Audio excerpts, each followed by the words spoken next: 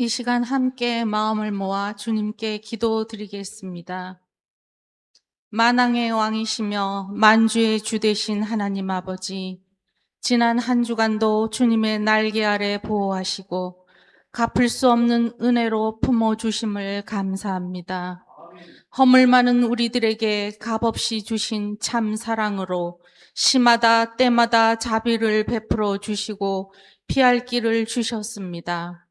주님, 땅만 보고 살았던 삶 속에서 이 예배의 시간을 사모하며 머리 숙인 우리 모두의 찬양과 경배를 영광 중에 홀로 받아 주시옵소서. 아버지의 말씀대로 우리가 믿음을 지키며 바로 서서 살아가는 것이 힘든 세상이지만 하나님은 우리를 넘어지지 않게 힘을 주셨습니다. 실족하지 않게 능력을 주셨습니다. 낙심하지 않도록 승리를 주셨습니다. 사순절 기간에 그리스도의 고난과 십자가를 묵상하며 기도의 경건함으로 동참하며 부활의 주님을 기다리는 큰 기쁨과 믿음을 허락하여 주옵소서. 우리 자신을 내려놓고 더 낮아지고 더 겸손하며 더 순종하는 지혜를 깨달아 우리가 원하는 교회가 아닌 주님이 원하시는 완전한 공동체로 세워져 가게 하옵소서. 말씀을 전하실 목사님에게 권능과 은혜를 내려주시고 듣는 우리들 모두에게는 마음 문이 열리고 옥토와 같은 밭이 되게 하시어 하늘의 높음과 땅의 깊음같이 선포되는 복음이 말씀으로 능력이 되게 하옵소서. 그리스도의 향기로 퍼져나가는 복의 삶이 되게 하시며 빛과 소금으로 많은 열매를 맺는 귀한 성도의 모습이 되게 하옵소서. 오늘은 성찬식이 있습니다. 주님의 몸과 피를 함께 받고 함께 나누는 거룩한 예식 가운데 성령님께서 우리 각 사람들의 심령 안에 가득히 임재하여 주옵소서. 주님을 사랑하는 깊이와 높이와 넓이가 더해지게 하시며 그리스도의 장성한 분량에까지 자라가는 거룩한 주님의 자녀들이 되게 하옵소서. 예배 후에는 일사분기 정기 공동회의도 있습니다. 사랑과 공의의 주님께서 지혜를 주시어 주님이 교회를 통해 맡겨주신 거룩한 사명을 한마음으로 감당케 하옵소서. 예배의 시종을 주님께 의탁하오며 우리의 생명 되시고 구원자 되신 그 이름만으로도 아름다우신 예수님의 이름으로 기도드립니다. 아멘.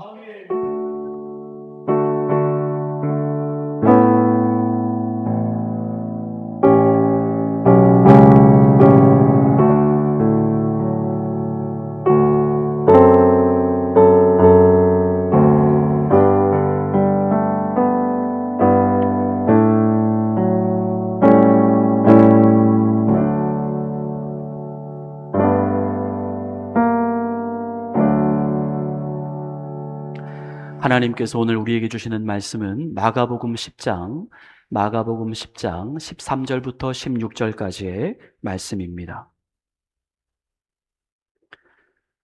우리가 가지고 있는 신약 성서 71면에 있습니다.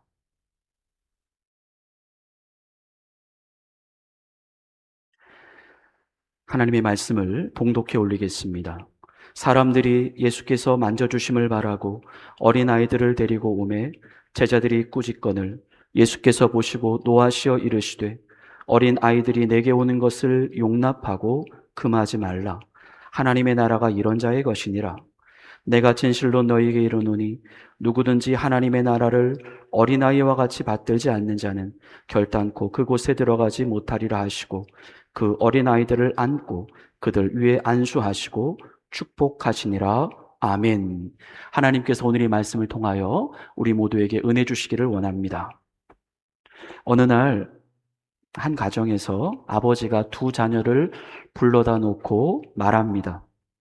오늘은 아빠가 너희들에게 줄 특별한 선물이 있단다. 그리고는 먼저 어른이 되어 있는 큰 아들에게 아버지가 상자를 내밀었습니다. 그 큰아들은 상자를 받으며 조심스럽게 말합니다. 아버지, 이걸 제가 받아도 될까요? 제가 충분히 잘했나요? 값비싼 건 아닌가요?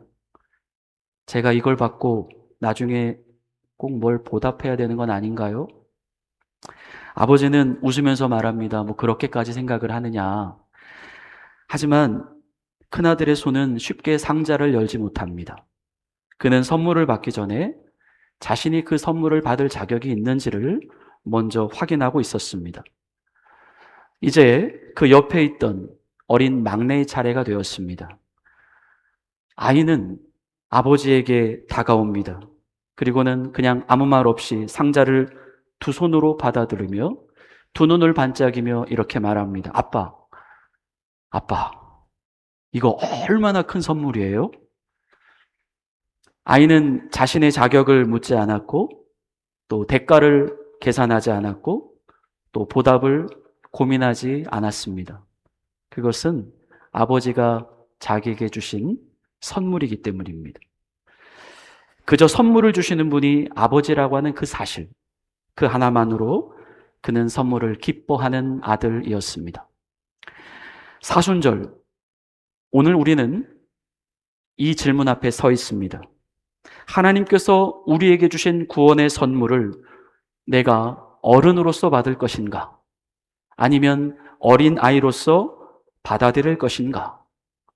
사순절은 우리가 아버지 되신, 우리의 아버지가 되신 하나님께서 우리를 구원하시기 위하여 자신의 독생자를 이 땅에 선물로 보내주신 때를 기억하는 절기이기 때문입니다. 하나님께서 인간이 되신 그 순간부터 부활하시기까지 예수님이 걸어가신 길은 우리에게 이 구원이라고 하는 선물을 주시기 위하여 걸어가신 그분의 고난의 길이었습니다. 지난 주일에도 말씀을 드린 바와 같이 예수님은 요한의 세례를 받으시고 성령님께 이끌리어 광야로 나아가 마귀에게 시험을 받으십니다. 그리고 그곳에서 40일 동안 밤낮으로 줄이시며 모든 시험을 말씀으로 견디어내 주십니다. 성경은 이렇게 증언합니다. 히브리서 4장 15절입니다.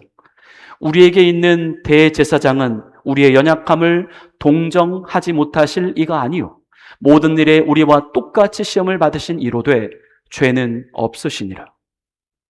그분은 우리가 살아가는 이 땅의 시간을 그분이 똑같이 살아내셨고 마침내 우리의 모든 죄를 짊어지시고 십자가에 못 박혀 죽으셨습니다.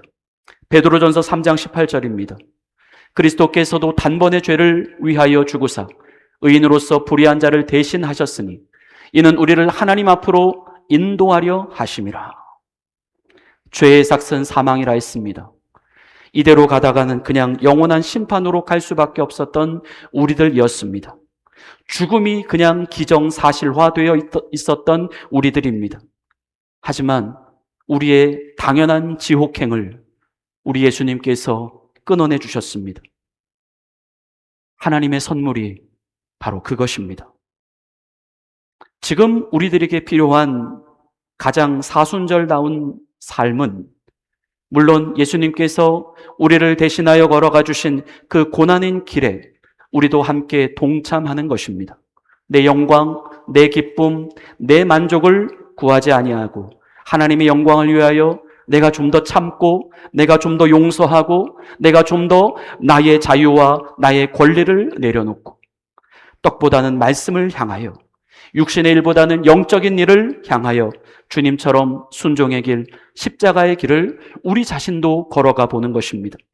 하지만 그 전에 우리에게 가장 먼저 선행이 되어야 할 것이 있습니다. 그것은 예수님의 십자가, 곧 하나님께서 우리에게 주신 이 구원의 선물을 받아들이는 우리의 자세, 우리의 태도입니다. 아울러 하나님 앞에서 그리고 하나님 나라 안에서 우리가 취해 나가야 할 우리의 모든 행동과 결정들입니다. 우리는 하나님께로부터 받은 그 무한한 은혜의 선물 앞에서 오늘날 어떠한 자세로 살아가야 하는가? 그 주님의 은혜를, 그 주님의 구원을 우리에게 선물로 안겨주신 그 하나님의 나라를 어린아이처럼 받을 것인가? 아니면 어른처럼 받아들일 것인가? 바로 하나님, 제가 이 은혜를 받아도 될까요? 아직 부족하지 않나요? 내가 조금 더 잘한 뒤에 이것을 받아야 하지 않나요가 아니라 그저 어린아이로서 그 은혜의 선물을 기쁘게 받아들이는 그 모습이 우리에게는 필요하다는 것입니다. 예수님의 십자가는 우리의 자격을 묻는 자격의 시험대가 아니고 공로를 계산하는 공로의 계산대도 아닙니다. 십자가는 은혜의 자리입니다. 예수님께서 이미 다 청산해 주신 자리입니다. 죄인된 우리를 위해 모든 것을 완수해 주시고 모든 것을 준비해 주신 자리입니다. 우리는 그저 그곳에서 주님의 은혜를 먹고 그 은혜에 감사하고 또 은혜를 누리는 자리입니다. 그리고 나아가 우리가 받은 그 은혜를 우리도 누군가에게 은혜로 나누어 주는 자리입니다. 어느 날 한 사람이 식당에 갔습니다. 배가 몹시 고팠지만 사실 그에게는 충분한 돈이 없었습니다. 하지만 그는 그래도 용기를 내어서 음식을 주문했습니다. 주문에 따라 따뜻한 국과 밥이 나왔습니다. 그는 한 숟가락 한 숟가락 감사하며 잘 먹었습니다. 식사를 마친 뒤에 계산대로 가려고 하는데 마음이 되게 무겁습니다. 얼마나 나올까? 혹시 모자라면 어떡할까? 그때 계산대 직원이 이렇게 말합니다. 손님, 이미 계산 다 되셨습니다. 누가요? 누가 대신 내셨나요? 조금 전에 어떤 분이 선생님 식사값을 다 내고 가셨습니다. 그분이 이름을 남기지 않았습니다. 그는 그 순간 깨닫습니다. 지금 자신은 계산을 하러 온 사람이 아니라 이미 계산이 끝난 식탁에서 먹은 사람이었다라고 하는 사실을 말입니다. 그는 값을 치르지는 않았지만 값 없는 식사를 한 것은 아니었습니다. 누군가가 대신 치루어 주었기 때문에 그는 자유롭게 먹을 수가 있었던 것입니다. 그러한 그에게 할 수 있는 일은 단 한 가지입니다. 감사입니다. 그리고 언젠가 자신도 누군가의 그 식사값을 대신 내주는 사람이 되는 것입니다. 하나님께서 우리에게 주신 십자가, 우리가 하나님께로부터 받은 은혜는 바로 그것입니다. 그리고 지금 우리가 하나님의 자녀가 된 이후에도 계속해서 누려가고 있는 이 하나님의 나라라고 하는 것이 바로 그러한 모습입니다. 우리가 준비되었을 때에 주시는 보상이 아니라 이미 모든 값을 치루어 주신 그 은혜의 자리에 초대되어 있는 식탁의 삶입니다. 우리는 그래서 이 자리에 주님 앞에서 내 자신의 자격을 증명하지 않습니다. 그리고 누군가의 자격도 논하지 않습니다. 내가 그동안 어른으로서 가지고 있었던 모든 계산과 모든 이성과 모든 체면과 모든 자존심을 그분 앞에서 우리는 모두 비워냅니다. 그리고 그저 주님 앞으로 나아오는 자리입니다. 천부여 의지없어서 손 들고 옵니다. 주 나를 박대하시면 나 어디 가리까? 내 죄를 씻기 위하여 피 흘리사 곧 회개하는 마음으로 주 앞에 옵니다. 그냥 정말 아무런 자격이 없는 우리입니다. 아무런 드릴 것도 없는 우리입니다. 그러한 우리들이 그저 두 손 들고 주님 앞으로 나아가는 것. 그래서 하나님의 나라는 이것을 받아도 될까요? 라고 묻는 그 어른들의 계산으로 열리는 나라가 아니라 얼마나 큰 은혜입니까? 라고 고백하며 그 선물을 그저 감사함으로 받아들이는 이 어린아이의 마음으로 열려지는 나라입니다. 어느 마을에 무료로 열리는 큰 잔치가 있었습니다. 초대장은 이미 모든 집에 배달되었고 조건도 참가비도 복장 규정도 없었습니다. 그냥 초대장에는 그냥 오기만 하십시오. 그것만 전부였습니다. 그런데 잔치가 시작된 날 한 사람이 잔치집 앞까지는 왔는데 그 문 앞에서 발걸음을 멈춥니다. 안에서는 웃음소리가 가득하고 음식 냄새가 흘러 나옵니다. 분명 자기를 위한 자리입니다. 하지만 그는 문 앞에서 혼자 이렇게 중얼거립니다. 내가 저 안으로 들어가도 될까? 내가 요즘 신앙생활도 제대로 못했는데, 내가 기도도 많이 못했고, 내가 실수도 많이 했고, 내가 조금 더 나아진 다음에 오면 더 떳떳하지 않을까? 그는 초대장을 다시 바라보다가 결국에는 초대장을 주머니에 넣고 자신의 왔던 곳으로 돌아갑니다. 그날 잔치는 계속되었습니다. 문은 계속해서 열려 있었습니다. 그리고 주인은 그 문 앞에서 여전히 기다리고 있었습니다. 하지만 그는 자격을 따지느라 은혜의 자리에 들어오지 못했습니다. 쫓겨난 것이 아니라 스스로 물러난 것이었습니다. 예수님은 사순절 두 번째 주일을 맞이하고 있는 우리들에게 오늘 이 말씀을 주고 계십니다. 본문 15절 말씀입니다. 내가 진실로 너희에게 이르노니 누구든지 하나님의 나라를 어린아이와 같이 받들지 않는 자는 결단코 그곳에 들어가지 못하리라. 하나님의 나라를 어린아이와 같이 받들지 않는 자. 여기서 이 받들지 않는다라고 하는 그 의미, 우리는 이 단어의 의미를 좀 더 명확히 할 필요가 있습니다. 이 받들지 않는다라고 했을 때에 그 받든다라고 하는 이 말, 우리가 가지고 있는 이 개역 개정 성경이 왜 이렇게 표현이 되었는지는 모르겠지만 그냥 이 문맥에 나온 그 받들다라고 하는 의미만 보면 마치 무언가를 바치고 있다 또는 무언가를 정말 받들고 있다처럼 이 단어가 인식이 되기 때문입니다. 하지만 여기에서 이 받든다라고 하는 말은 단순히 받는다라는 뜻입니다. 그래서 영어 성경에도 보면 이 단어가 receive라고 나와 있습니다. 물론 헬라어 원어 성경에도 마찬가지입니다. 아마도 우리 한국 사람들이 사용하는 말 가운데에 어떤 존칭어적인 표현 때문에 이렇게 된 것은 아닌가.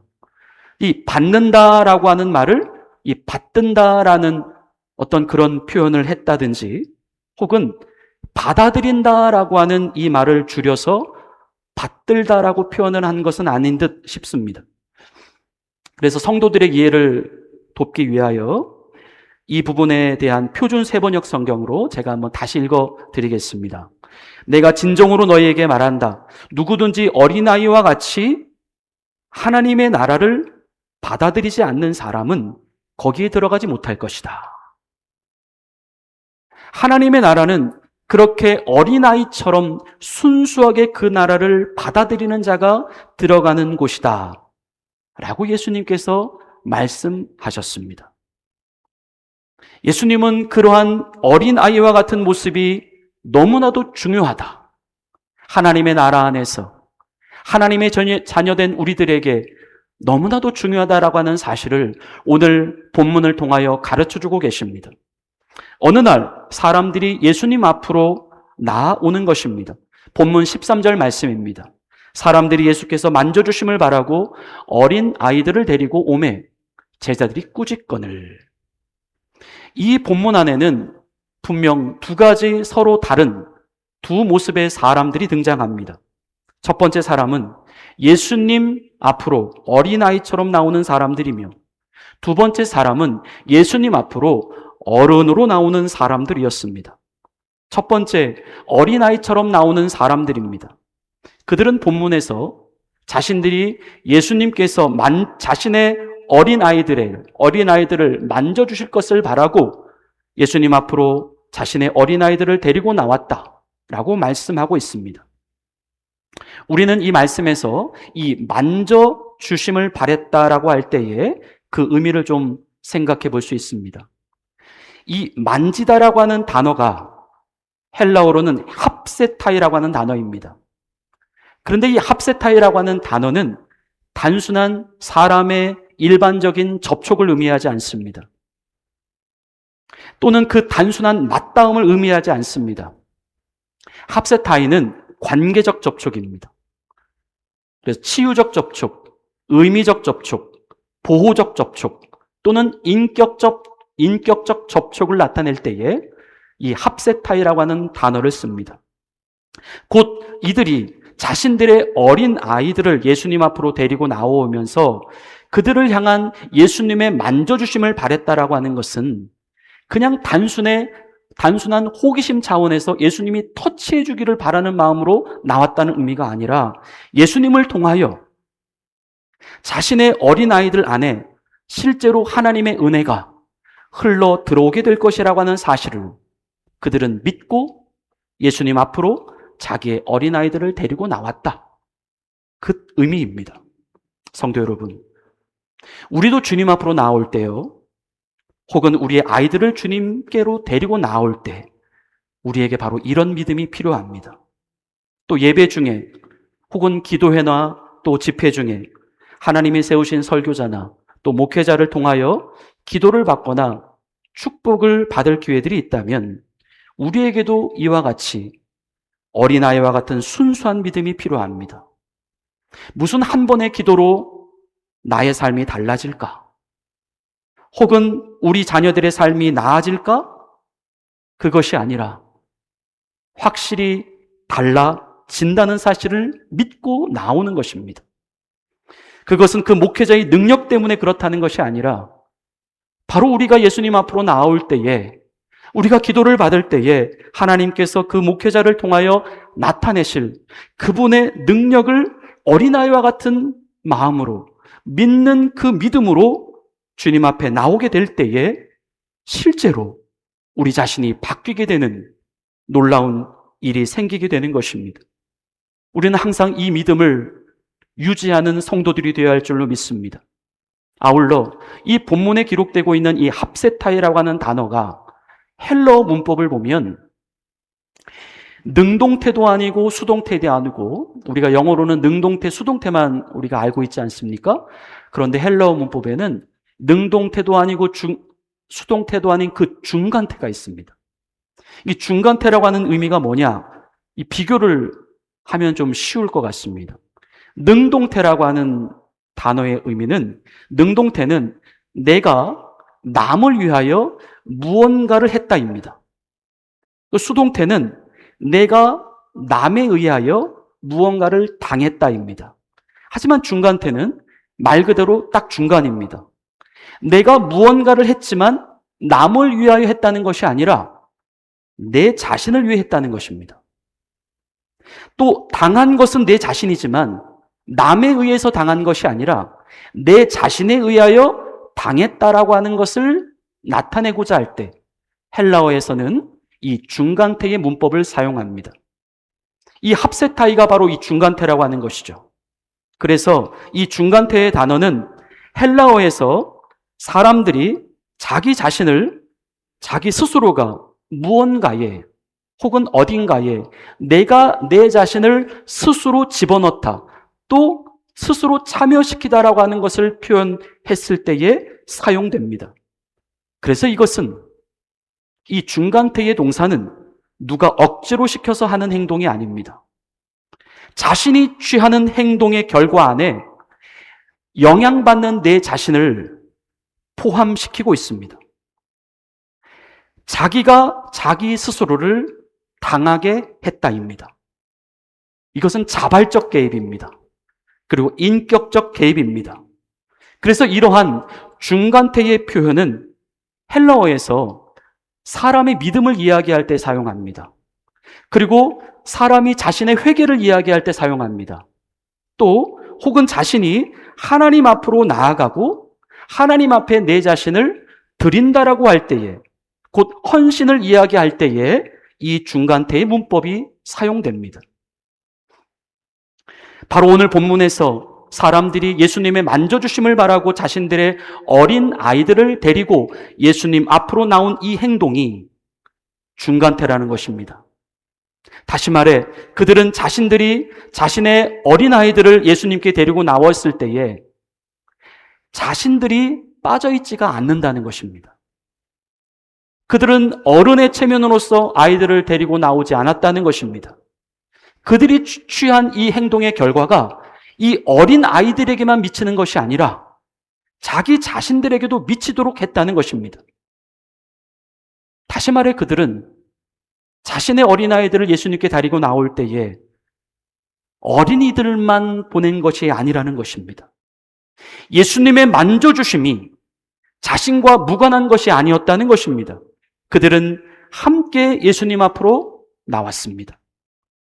자신들이 데리고 나왔던 그 어린 아이들과 함께 자기들도 똑같이 지금 예수님 앞에 어린아이의 모습으로 서 있는 모습입니다. 예전 청년 때에 한 목사님의 말씀이 생각이 납니다. 여러분, 이 자리에 앉아 계신 우리는요, 다 하나님 앞에서 3살입니다. 우리는 하나님 앞에 어른의 자세를 가지면 안 됩니다. 어른으로서의 자존심, 어른으로서의 체면을 하나님 앞에서는 다 내려놓을 수 있어야 합니다. 물론 그 의미라고 하는 것이 무책임해지라는 의미가 아닙니다. 또 질서가 없어지라고 하는 의미도 아닙니다. 미성숙해지고 철이 없게 행동하라는 의미도 아닙니다. 목사님의 의도는 우리가 실제로 어린 아이가 되라는 의미가 아니라 어린 아이처럼 되라는 의미였던 것입니다.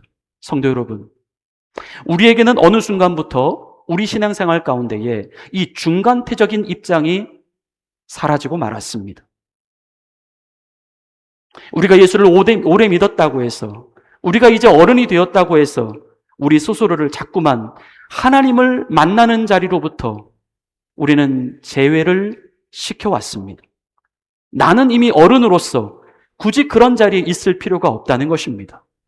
나는 이미 어른으로서 그렇게 유치하게 보이는 자리에 내가 있을 이유는 없다는 것입니다. 우리 자신은 정작 뒤로 물러나게 하고 남만 앞으로 보내는 우리의 모습이었습니다. 우리 자신은 정작 하나님의 나라로부터 빠져 있고 다른 사람들만 하나님의 나라로 들어 보내도록 하는 우리들의 모습이었습니다. 그래서 그러한 모습은 적어도 우리 하나님께서 원하시는 어린아이와 같은 모습은 아니라는 것입니다. 요한계시록 2장 3절부터 4절의 말씀을 보시겠습니다.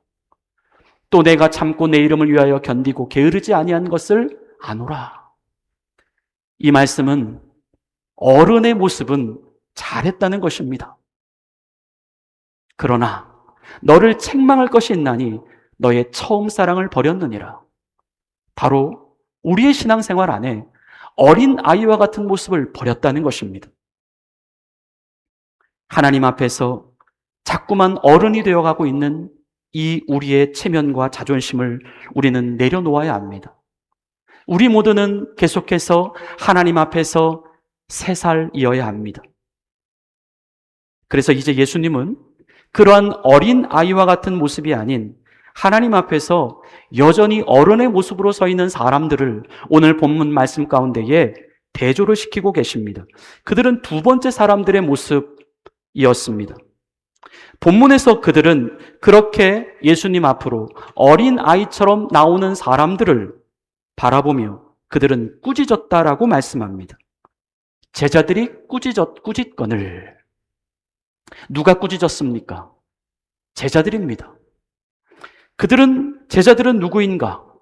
예수님과 함께 오랜 시간을 보낸 사람들입니다.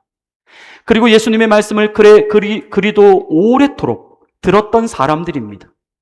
그런데 그들은 하나님 앞에서 어린 아이와 같은 사람들이 아니라 어른이었다는 것입니다.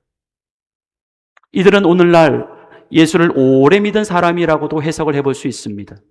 신앙의 경험이 많은 사람, 교회 생활을 오래 한 사람, 말씀을 많이 읽고 많이 듣고 많이 알고 있는 사람. 그들은 자신들이 예수님과 굉장히 가까운 관계에 있는 사람들이라고 생각하는 사람들일 수 있습니다. 이들이 보여주고 있는 모습은 계산입니다. 효율을 따지는 것입니다. 자격을 논하는 것입니다. 예수님 앞으로 그런 식으로 나오면 안 된다는 것입니다. 그러면 예수님이 더 힘들어진다는 것입니다.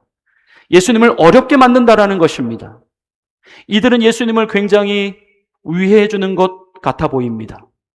한편으로 대단히 배려심이 좋고 신사적이고 질서 있어 보이고 예의가 있어 보이고 상황 판단이나 일의 순서에 있어서 대단히 일목요연하게 잘 정리해서 잘 딱딱 수행해 나가고 있는 것처럼 보일 수가 있습니다. 하지만 이들에게는 어린아이와 같은 모습이 보이지를 않습니다. 아니, 어린아이와 같은 모습을 원하지를 않습니다. 그들은 신앙의 가장 순수한 본능을 잃어버렸습니다. 신앙생활의 가장 순수한 본능이란 바로 이해보다는 의존입니다. 설명보다는 신뢰입니다. 그런데 어느 날부터 의존보다는 이해를 추구하기 시작했고, 신뢰보다는 설명을 더 추구하고 시작했다는 것입니다.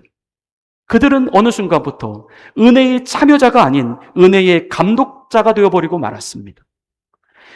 은혜의 감사자가 아닌 은혜의 판단자가 되어버리고 말았습니다. 지금 내 자신의 모습은 혹시 그러한 모습은 아니겠는가? 예수님은 그러한 제자들을 향하여 이렇게 말씀하십니다. 본문 14절 말씀입니다. 예수께서 보시고 노하시어 이르시되 어린아이들이 내게 오는 것을 용납하고 금하지 말라. 하나님의 나라가 이런 자의 것이니라. 아멘. 예수께서 보시고 노하시어. 우리가 복음서 말씀을 보면 이 예수님이 노하셨다라고 하는 기록이 사실 굉장히 드물게 나오는 경우입니다. 예수님은 왜 노하셨을까? 이것은 그들의 단순한 실수가 아니었다는 것입니다. 그것은 그들 안에 가지고 있었던 하나님의 나라에 대한 오해였습니다. 은혜를 가로막고 있었던 종교성입니다. 하나님 앞에서조차 인간의 자격을 말하고 있었다라고 하는 것이죠. 인간의 체면을 따지고 있었다라고 하는 것입니다. 경건의 외식입니다. 주님이 사랑하시는 성도 여러분, 하나님 앞에서 어린 아이들이 되십시다. 하나님의 나라는 바로 그런 자들의 것입니다. 세상 누구가 되었든지 간에 하나님의 나라를 어린 아이와 같이 받아들이지 않는 사람은 결코 천국에 들어갈 수도 없고 이 천국을 누릴 수도 없습니다. 하나님은 우리의 나이가 많든 우리의 나이가 적든, 다시 말해 물리적으로 우리가 어른이든 우리가 어린아이든 아무런 상관이 없습니다. 그저 하나님 보실 때에 우리 모두는 다 어린 아이들일 뿐입니다.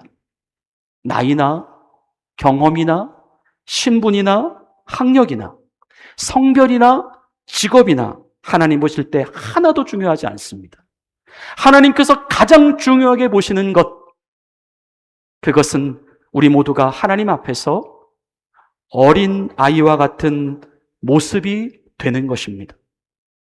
우리의 신앙이, 우리의 믿음이, 우리의 헌신이, 우리의 충성이 그렇게 하나님 앞에서 재정비가 되어 갔으면 좋겠습니다.